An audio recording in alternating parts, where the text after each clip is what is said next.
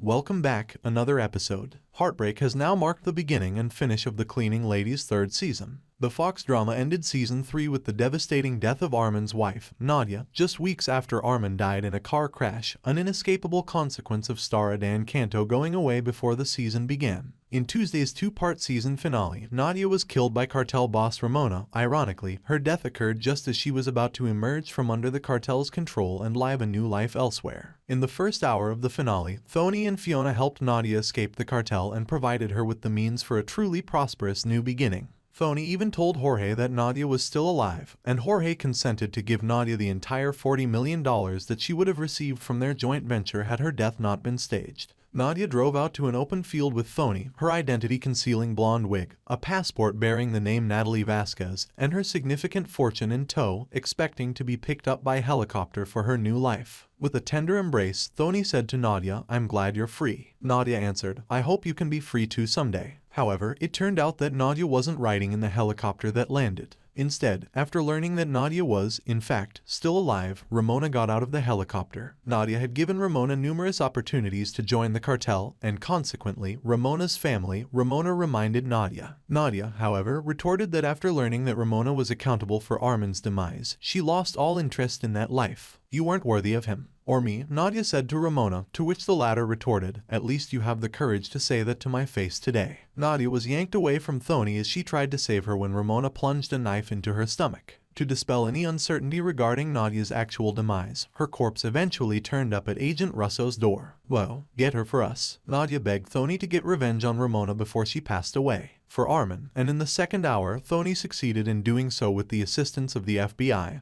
and, more unexpectedly, Jorge, who was delighted to turn on his sister after learning that she intended to kidnap their daughter and leave him hanging with the federal authorities. After staging a significant charity banquet where Ramona was ultimately imprisoned, Jorge took over as the cartel's leader while his sister was away. Jorge offered Thony a job in the cartel after they collaborated more than ever on this finale, telling her that she wouldn't have to worry about her or her family's safety. Thony, of course, turned him down. However, it doesn't seem like Thony is completely out of the woods. At the conclusion of the show, Thony and company were at home, duly relishing in some well-earned downtime. Even Camilla and her mother, who had both been saved from the cartel's labor force, were present. It was then that Luca presented Thony with a gift package he had discovered addressed to her at the rear entrance. When Thony and Fiona opened the box in a different room, they discovered a cell phone inside with a message that said, "Thony, I have a job for you." Derek is a man who Ramona frequently mentions as one of her close contacts. "We haven't seen him on screen. How are you going to proceed?" When the phone rang with an unknown number, Fiona asked Thony,